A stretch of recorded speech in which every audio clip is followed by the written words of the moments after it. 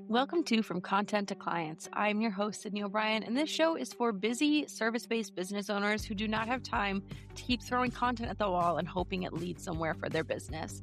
Here, we talk about smarter content making, stronger messaging, and how to create content that actually helps your business get clients, especially if you are working in small chunks of time.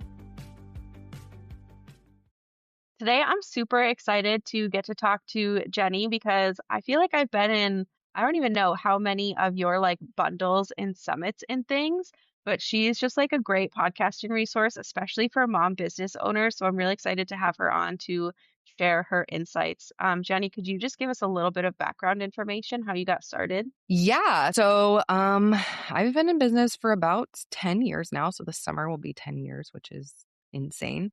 I feel like a dinosaur in the online space now. But I've been in business for 10 years. I have not always been doing podcasting. I started as like a VA, social media manager, typical pipeline that a lot of people have to the online space. They start as like VA and then they find their like niche. And then in 2019, I niched to, and I've been doing that ever since.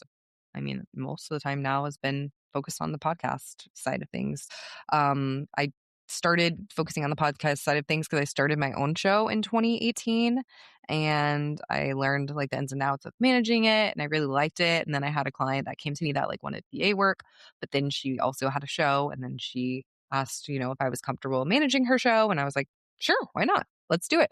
And then I started working on her show and I was like, wow, this is really cool. Like, I'd done it for myself, but I just, I didn't really know that you could do it for other people, like as like a main service or whatever. I knew you could do it, but I just didn't know you could like offer that as a main service. So then, yeah, I really liked it. And then I started getting a bunch of inquiries for like just strictly podcast launches and podcast management. And from there, I was like, okay, cool. I can get rid of like my regular VA clients and just focus on this. And that's what I did. So I've been doing ever since. And, I still do a lot of the production side of things as well for clients, but I've been over the past year or so, maybe 2 years, been focusing more on like the growth side of things. So helping people like not just with the production, but also like here's how you can get in front of more people and focusing on podcast SEO, content strategy, and all that stuff, not just, here, I can edit your podcast and write your show notes and things like that. So I've been kind of up leveling in that sense, especially with, the introduction of all these AI tools that are like, I can edit your podcast for you in, 10 seconds or whatever, just click of a button, just like, making myself have more value to people. Because I mean, obviously those tools don't fully do the best job ever, but people don't really realize that. They're like, oh, it's going to make my life easier and it's only, $30 a month. Cool. Let me do it. And then they put it out and it doesn't really always sound that great because, they just clicked a button and they didn't actually like do any quality control after the fact. But yeah, I kind of like saw a gap where I needed to do something more than just the production side of things so that I could actually help people, get in front of more people because I think that's more important in the long run. Like, sure, good audio quality is great, but like if their show is only reaching like 10 people a month, why are they going to continue doing it? So yeah. Yeah, that makes a ton of sense. I feel very similarly about like Instagram marketing, where people focus so much on like aesthetics and like the cute hooks and trends and stuff. But if you don't have the strategy behind it, it's not going to help your business at all. Right. Yeah. Yeah. It's very important. And like, yeah, people just think like it's going to look nice or it's going to be pretty or whatever. But like, yeah, that is one part of it. But if you don't have like the strategy side of things, then yeah, there's no point in outsourcing because you're just like paying and then you're not getting in front of more people. And obviously that's people's main goal is to get in front of a bigger audience so they can actually sell what they're selling. So, yeah.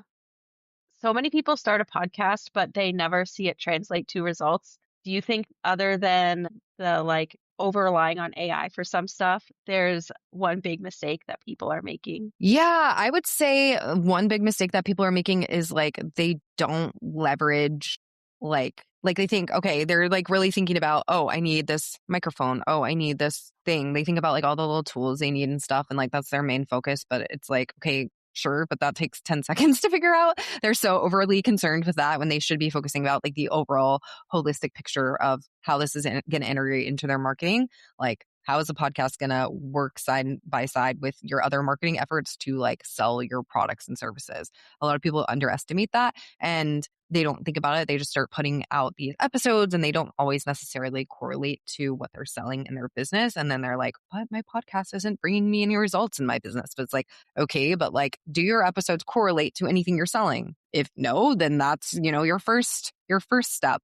If they do, but you're not talking about what you have to offer, then, like try telling people, like people don't just like know that you sell certain things. You have to tell them. They're not just like so curious. They're like, oh, I like this podcast. Let me listen to it. And then like some people might go and look at your website, but like majority of people are just gonna move along. If they don't hear what you have to sell, or you don't even need to be like super salesy with it. You don't need to be like, here's a whole episode about my service. You can literally just say, one of my clients, we did this together, like while you're naturally speaking about it. It doesn't have to be like super salesy. And I think a lot of people, that's such a missed opportunity for. They just like don't talk about what they have to offer, or the first step is what they're offering has nothing to do with the podcast topic, or it's just like too general businessy where it's like they can't naturally make it kind of go back to what they're offering in their business. Yeah. I feel like people underestimate how often they need to actually mention what they do in Hmm. like very specific terms. And I see that on like Instagram as well. That and actually like validating what you're offering before you pitch it. Yes. Like making sure, you're talking about the pain points and like painting this picture of why what you do is the solution.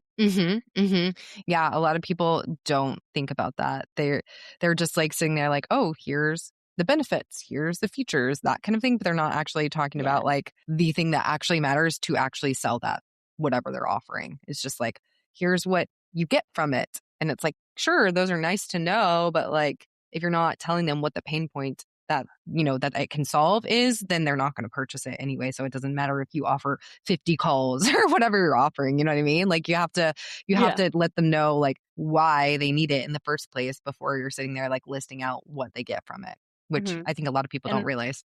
yeah. And I feel like that's a lot easier to do on a podcast than it is on like Instagram marketing because I mean, Instagram people are just like constantly scrolling. Yes. So you have to say the same thing like a million bajillion times. Yeah. But on podcasting, I think it would be a little easier. I mean, Mhm. podcast as well. So I kind of know this part. It's true. But like you can share, like you were saying, like talking about like client wins and sharing Mhm. stories that way and case studies. It helps build a lot more trust. Yeah, yeah, and, like, people are, like, on Instagram, like you said, they're kinda just, like, scrolling and scrolling and scrolling. You don't really have their undivided attention unless you, like, break that in some way, like, stop the scroll or whatever it's. So, I feel like with podcasts, like, you already have their attention, like, maybe not undivided because, like, who gets anyone's undivided attention anymore? Like, let's be honest, but, like, I feel like you have a bigger pull on their attention than if they're just scrolling on Instagram. Because like sometimes people are on Instagram just doom scrolling. They're not even paying attention. Like I know I'm on, TikTok or Instagram and I'm just like, let's see what's here today. I'm not really like looking to make a purchasing decision. But when I'm listening to a Hmm. podcast, I feel like I'm just more like locked in to like what that person is saying because, I invested the time to actually put on their show. I wasn't just like on my feed and happened to see it, and be like, this looks good. Like I most of the time for podcasts, like it is the people that I'm consciously like, I need to listen to her show every single week versus like I just stumbled upon it and, you know, thought it looked good. Where I feel like we can do that a lot with Instagram. We'll like stumble upon a post and be like, oh, this looks good. But then like we may not ever follow that person or engage with them further after the fact. Hmm. Yeah, 100% agree. And why do you think podcasting is like a great marketing avenue for mom business owners specifically? Honestly, so many reasons. I would say like the ease of it being like a low lift channel. I feel like a lot of like other platforms, like you got to be on video and, you feel like you need to be all done up and stuff. And with podcasting, like if you want to record in your pajamas and you don't want to ever use the video, you can do that. You don't have to like look all done up. You don't have to be like worried about lighting and things like that. Whereas like if you're talking about like YouTube or something, like, yeah, you should probably have a decent ish video. So it's not like people aren't like, oh my God, this is like from the 90s. Like, did you film this on a potato? Like, what is this? You know? Yeah. So I feel like with podcasting, that is like a huge perk for moms because, we don't have a ton of extra time to just like sitting there like fussing with our lighting and all the things, or like worrying about, oh, I have to record this during the day. Like maybe I want to record it at night when my kids are asleep and I don't have to like, I can have just showered and be in my pajamas or something. So I think that's like a big draw to it because you can do it whenever. You don't have to worry about like lighting or anything like that. Also, if your audience is moms as well, which I know a lot of mom business owners, they also work with a lot of moms. So their audience prefers the ease of podcasts too, because they can listen on the go when they're doing laundry, chores around the house, walking the dog, whatever they're doing, they can listen much easier than like a YouTube, or like you're not going to be like folding laundry while reading a blog post. You can't really do that because you'd have to be utilizing your hands, right? With a podcast, it's like hands free. Same with YouTube. You're not like going to be like, looking down at your phone while you're trying to do laundry or trying to do the dishes. And I know like it's easier to like listen to YouTube videos now, but like, I don't know, for me, I don't really like if I'm going to watch a YouTube video, I want to actually watch it. I don't want to be like utilizing it like a podcast because I'm like, what's the point of it being on YouTube if I'm not actually looking at the person's face or whatever? So I think just like ease of use as both like a host and also a listener is, number one, I would say. Also, I think it's like really great in terms of like repurposing. Like you can use it in so many ways. I think all long form content is really, really great for that. For my podcast and for clients' podcasts, we always repurpose it into a blog post. Some of my clients put it on YouTube as well. Some don't. Some just do audio only. So you can turn it into video content. Even if they don't put it on YouTube, I always pull clips for them. So they have clips to use on social as well, promoting and things like that. I think it's just a great repurposing tool. I would say pretty much all long form content is really great for repurposing, but I would say those are like the two main things. And also, I don't know, audio is just really intimate. I know video is intimate too, but audio is just really intimate. Like if someone is like choosing to listen to your show and spend, 30, 45 minutes with you on a weekly or every other week basis, like that's saying something, because I feel like it's just, I'm not choosing to do that with too many people aside from my clients, and I'm sure, most podcast listeners aren't listening to 20 shows a week. They're probably listening to like 5 max. So like for people to decide that they want to listen to your show, like that's a big deal. And I know a lot of the times people think like, oh, I'm only getting 50 downloads per episode or something. And that doesn't seem like a lot. But at the end of the day, like if you're in a room of 50 people, like you're speaking at a conference and there's 50 people in the room, like that's kind of a big deal. Like even though like when you look at the numbers at your podcast, it doesn't seem that huge. Like if you were actually in person with 50 people, that would be a win. So that's another thing too. Like just like looking at the numbers and seeing that, and it may not feel that impressive, but it is more than a lot of people believe. So, Yeah, and just on the downloads number thing, I feel like I don't know how long ago I read this or how accurate it is, but I saw at one point if you're getting like more than 30 mm, something, like 33 maybe downloads in like the first week, you're in like the top half of yeah, all podcasts. yeah, that Yeah. Buzzsprout puts out those stats, yeah, and they keep them updated on like a monthly basis, and I think that's still Hmm. like pretty accurate. Yeah. So a lot of people think with downloads, like everyone gets like humongous downloads, and if you only get like 33 downloads on within 7 days, like they're like, oh, I'm a failure or whatever. But it's like honestly, like you're in the top half of podcasts, so that is something, right? That's a win in itself. Like, not everyone's gonna have millions and millions of downloads, and I think that's the thing people don't realize. Like they think if they start a podcast, all of a sudden overnight they're just gonna get millions of downloads and be like the next Joe Rogan or whatever. But that's just really not the reality for most podcasters. And I think like even the smaller shows, honestly, from what I've seen, like I've been a guest on a lot of podcasts. I've had clients be guests on lots of podcasts. And like just across the board, the smaller podcasts tend to do better in terms of like engagement, because sure, they're not getting like huge numbers, but their audience like trusts them more and they trust their recommendations more. Whereas like if you're a guest on like a big show, you might get like a nice influx of people, but like after that, it's just kind of like, I don't know. I just feel like they don't trust the host's like recommendations as much because it's not as relatable. They're like, it's not like, oh, this host has a small show. She has a small following. Like she doesn't seem as down. She seems more down to earth than like the bigger people in the game, if that makes sense. So they're like less like Yeah. they take their recommendation more with a grain of salt than like someone else that has a smaller following, because I don't know. It just seems like it's not like it's more relatable. It's not like what is it called? Like aspirational. Hmm. Yeah, they didn't, as a lot of people like, they're like, oh, I'm never going to reach that level. So like, oh, that's just really aspirational. Whereas like, a smaller hosts are like, oh, like I could see myself having a show and being this size. So they're more likely to like take those people's recommendations and like, I don't know. I've just seen better conversions from the smaller shows, even though a lot of people think like you need to be on these big shows for it to be like worth it if you're like guesting or even if you have the show yourself. I don't know. I've just seen the results are better for the smaller shows. Just in terms of like conversions, like it's like comparing apples to oranges because it's like sure they're getting a lot of conversions because they have like a big audience, but like this person's converting at like 20%, but they're only converting at 5%, even though they have like this massive audience, which obviously Yeah. you'd rather convert at 20% than 5%. So yeah. And I think as a listener, I would rather listen to someone that, like you said, is more relatable because it's more along where I am. And I always assume if it's like a big kind of production podcast, like they have a team, they have more hours, they have like all these other things that I don't have. So their advice is probably not going to work for me Exactly. without a lot of like caveats. Exactly. If it's a smaller person, they're probably in a similar boat to you, so you can like apply Mhm. it to more things. Whereas, like, with bigger people, you're like, is this even possible for me as a smaller creator? Probably not.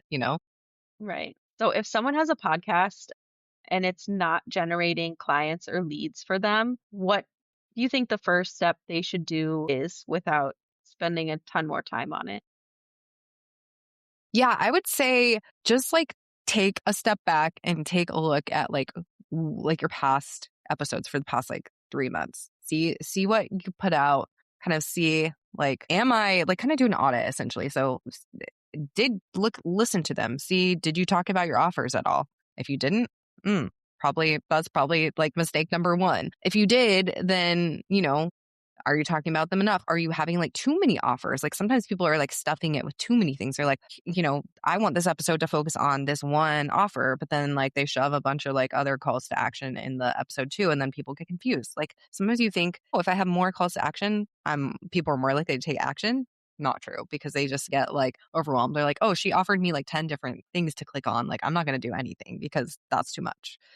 Or they just like, they click on it and they're like, this looks interesting. But then they're like, okay, never mind. Like, I don't feel like I know enough about this offer because this episode was about another offer completely, but they just linked it just in case kind of thing. Kind of just like audit your past couple months of content, see if you're talking about your offers enough, see if you're including too many call to actions, not enough call to actions. Another like quick thing you can do to like quickly increase your downloads to get in front of more people, because your episodes might not be the problem. You may just not be getting in front of enough people for it to, for you to see results, because maybe those people that are listening are like your diehards and they already own everything you've already put out. You know what I mean?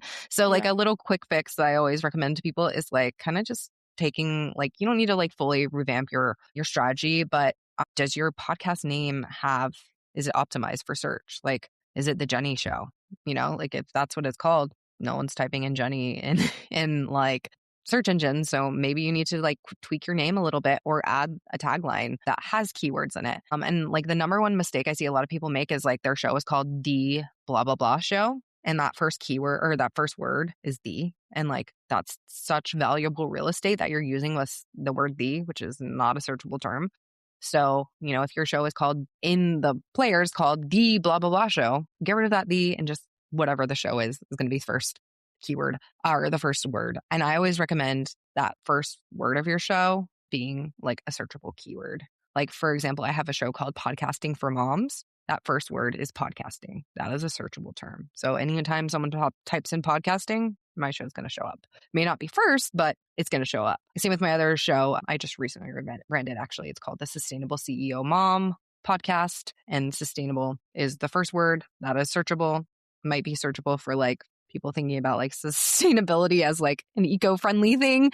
But the second two words are CEO and mom, and CEO is searchable, mom is searchable. And then I have like a tagline. So that's like a really quick way to like kind of revamp your show without having to like change the whole name, just adding like a tagline with keywords. And then a lot of people don't realize that they can add keywords to their name field as well. So like where it says your name, so yours would say Sydney O'Brien, you could add like a little like colon or like that little slashy line thing and then like put your title, like, say your title was like visibility strategist for service providers or something like that. You can add more keywords there as well. And then, people is like type in visibility or something, your show pops up and things like that. So those are just like two little quick places you can make tweaks and be able to get in front of more people. Because if you're going through your episodes and your content is good, your calls to action are good, you don't have too many or too little, it might just be you're not getting in front of enough people for them to come and purchase your offers. So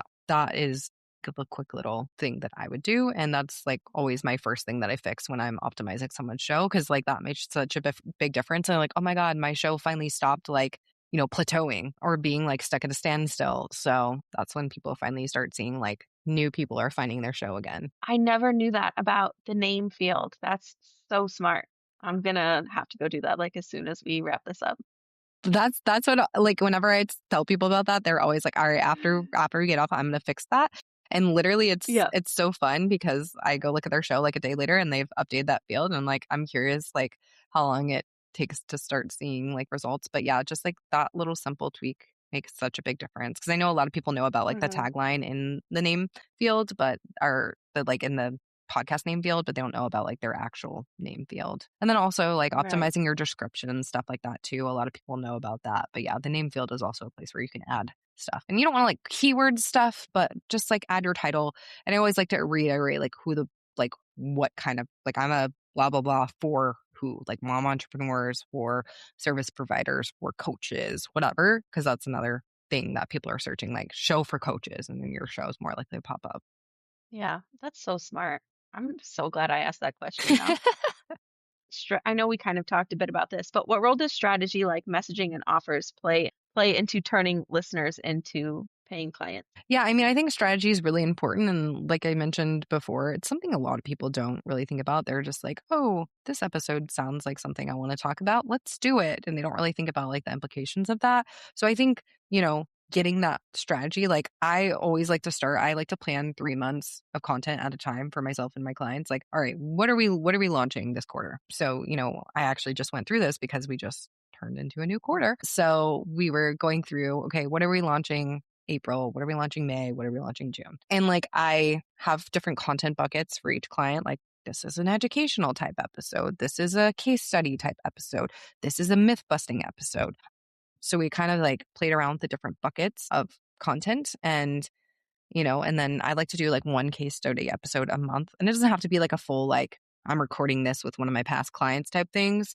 It can be something a lot simpler than that. But, whatever that month is, we're promoting that month, then that case study is kind of focused around whatever that offer is. And then, we make sure that the ad segments are aligning with whatever's being that promoted that month. Like, for example, like if my client's launching a accelerator program or something like that in May, the episodes in April are kind of like seeding to that accelerator. They're all going to be like kind of like leaning like, here's a first step you need to know before you join this accelerator program, like whatever those things are.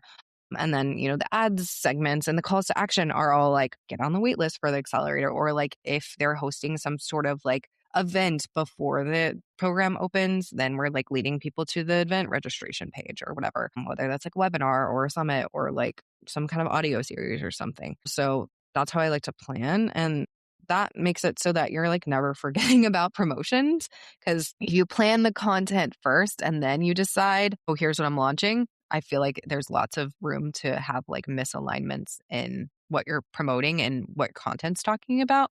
So I start with like, okay, when are we launching these things? Let's plan around that first instead of like planning the content and then, figuring out when things are going to be, when you're doing an active launch or whatever. So I think that's a really great way to like think about the strategy. And so you're always thinking about that first before you're like, oh, this episode sounds good. And if you have like an episode idea that comes to your mind, but it doesn't really quite fit in like that, 3-month batch, then you can always just add it onto an ideas list for later. Because I have plenty of times where I come up with these ideas. I'm like, oh, I want to do this. Or it could be like a bonus episode, if you have room to have like a fifth episode in a month or something and you really want to do it like that month, but it's not like necessarily like fully tied to things, you can always do it as like a bonus or something like that. So it doesn't have to be like super rigid or anything like that. But I always like to make sure that I'm like keeping track of like what we're launching before committing to like getting these episodes mapped out, and then they don't make sense with what we're actually launching that month or that quarter. Yeah, that's something I help like my clients with too a lot. I feel like it's even more important on Instagram Mm, because they're not like there necessarily to like learn and sit down and pay close attention. But having that like mapped out buyer journey like throughout all your content is like key to totally. making sure that your stuff, wherever you're sharing it, actually converts. Yeah, yeah. I mean, and honestly, like that's the reason why I love long form content so much because you can always just like, you pick that long form content source, whatever that is, a blog, YouTube, or podcast, and then you're able to like break it into smaller chunks for like Instagram and other platforms. So like if Mhm. the podcast or whatever channel you're using is already like focused on that stuff, it makes it so much easier to like get it on Instagram because you're not like, oh, what content do I have to create that actually makes sense to what I'm launching right now? If you're already doing it with the podcast, then it's like you kind of already you solve two jobs there instead of like having to like do two separate things. And of course you can do more content for Instagram that isn't podcast related, but you already have like that core content that you're pulling and it's already going to be relevant to what you're launching. So you're not having to like do a million different things for every platform because that can be exhausting, especially if you don't have a massive team or if you're just like a solo person and you're doing all your social and you're doing all your podcast stuff. It can be a lot if you're trying to like have like different strategies for every single platform. And of course, like it needs to be tweaked for that platform and stuff. But like if it's all kind of like around the same topic, it's so much easier to create than just like starting from scratch every time. Yeah, absolutely. That's exactly what I do and like tell my clients to do as well. It saves so much time and brain space. Um, and it doesn't have to be even like every post is, promoting the podcast specifically, although you absolutely should, on social media. But even just taking like random quotes or random points that you made. Hmm. I've even done carousels of like the most like outlandish kind of off topic quotes from an episode and been like, convincing you to listen to this episode with like the most randomest shit. It always generates a lot of comments, if Right? nothing else. Well, because they're like, wait, what? That's so like out of pocket. Why did you say that? Yeah. Or like, what does it have to do with anything? But yeah, yeah, that's fun. Yeah, you really rock with carousels and stuff like that. I see your stuff and like, oh man, that is why I focus on podcasting and not Instagram or social media in general. Yeah, it's weird how much like Instagram has changed over the last couple years too. It's like harder than ever. Have you found any big changes like that in podcasting? Not really. I feel like, thankfully, because yeah, I mean, I think SEO is always going to be relevant for the podcast. So that, like, of course, it does change and you need to change your strategy every so often. But I have like tools that help me kind of keep on top of that I'm constantly like referring to see, like, oh, did we drop in the ranks or did we rise? Or, what other keywords can I add? What can we track? Things like that. But as a whole, like, there's not really algorithms or anything like that aside from like the search engine optimization, which I'm already focusing on anyway. So there's not like, but you're not like having to be like, "Oh, my episode's not going to get seen if someone like is following me, like it is going to get seen because it's not like they're throttling certain people's episodes over others. It's just like, you know, if they look in their feed and you follow them, you're going to see it. Right. Whereas like on Instagram, like if you follow the person, you may or may not see it. So thankfully, you're not really competing with people in that way. Um, yeah, I feel like there's not really tons of changes. I mean, yeah, you just kind of have to like make sure like the keywords that you're using are still searchable because like that changes on a monthly basis. Mm. Like some get higher search volume, some get lower search volume and things like that. So you're just like keeping an eye on that, but you're not having to like worry about, oh, are people actually going to see my show that are like following me? So that's nice at least. It's just about new people. But, if you're tracking that pretty consistently, then I feel like you're not really going to experience too much hiccups like unless you stop publishing or something for like an extended period of time because then people are like, okay, where did she go? Did she just ghost? Especially because Right. people like stop publishing and then they won't say anything and then they'll come back and be like, it'll be like 5 months later and they're like, hi guys, I'm back. And it's like, but you didn't even say you were leaving. Like people just like assume Yeah. that you're not coming back if you don't like let them know. Right. So I think it's pretty, thankfully, it hasn't changed too much. I mean, there's definitely like new things that come up, like new platforms get new features and things like that, but it's not necessarily like taking away from the podcast experience as a whole, or like changing things where you're like, oh my God. And like,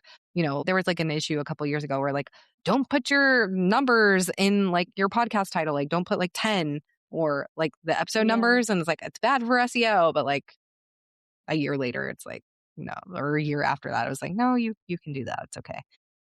And in fact, I prefer it because if you're referring back to episodes and you don't have those titles, it's hard for people to really know, like, oh, which one's episode 10?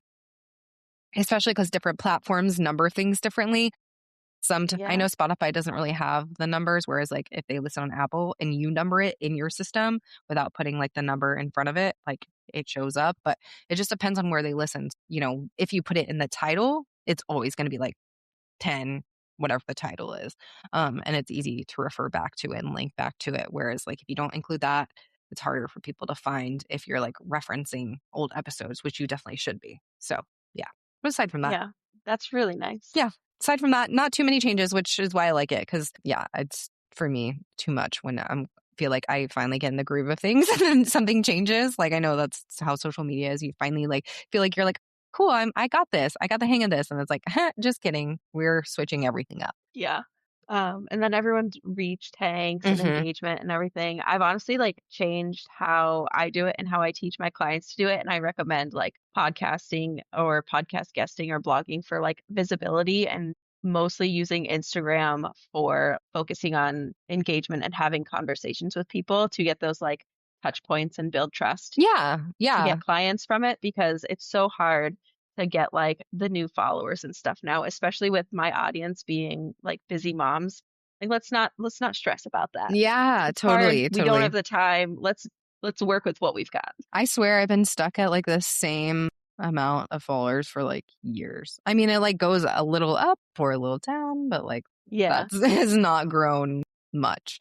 And like Mm, I remember, so I used to be a blogger back in the day, like before I even started this business. And I remember I used to easily get like 500 likes per picture, and I didn't have that many followers. And now it's like 30 likes is like, it's a struggle. yeah. It's definitely different. Yeah, it's so different. Things have changed so much in the past, like, I don't know, 10 years. I think that's when I was still blogging in like 2015, 2016, and even till 2020. Yeah, so it's interesting just to see how much things have changed. But yeah, podcasting has kind of been the same. I mean, they added new features and things like that, but nothing that's been like, oh my God, I need to change my whole strategy because this new feature was added or taken away or something. Yeah, that makes a lot of sense. I know you have a blueprint that helps people with their podcast. Can you tell us a little bit about it? Yeah, so it's called the Podcast Growth Blueprint. It is a kind of like a PDF situation that shares my 3 pillars of podcast growth, as well as like a simple growth action plan to kind of help you, what you need to do. It's get seen, get found, get heard. Those are like the 3 pillars. So yeah, it helps you kind of figure how to grow and things like that, and kind of does a little mini dive into the different pillars and stuff like that. But yeah, if you want to check that out, it's just podcastingformoms.co/PGB, and then yeah, PGB. Perfect. And I'm going to link it in the show notes as well. But that sounds super helpful. I love when things come with action plans because otherwise I just will not do the things that I've learned about in whatever like guide or training that I've gotten. Yes, yes, I'm the same way. If I don't have like like if it's just like a little like PDF and doesn't include like a little like thing for me to actually like do, it's like, okay, I'm not going to do it. Yeah, So I'm the same exactly. way. Yep. Well, thank you so much for coming on and sharing your podcasting expertise. I love having you. And I know you do like a ton of bundles and summits that are always amazing. Do you have any coming up?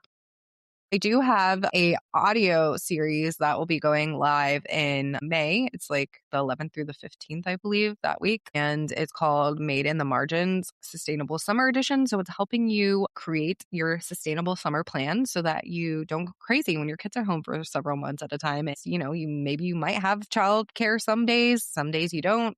You're flying by the seat of your pants. So the moms in the series and myself are sharing our best tips for getting your business prepared for the summer in advance so that you're not, getting into August and like, oh my God, I have 0 leads, or oh my gosh, I haven't posted all summer. And yeah, it's like tumbleweeds in my inbox, which we don't want. So Yeah, so I'm excited. I've done this event a couple times before, and it's really fun. And it's I like to do it like May, because I know some people get out in June, so it's like a perfect time to like get it done and get your plan in action before your kids are home. I mean, unfortunately for me, my son is out the 20th. That's his last day of May, so I'm doing it the week before.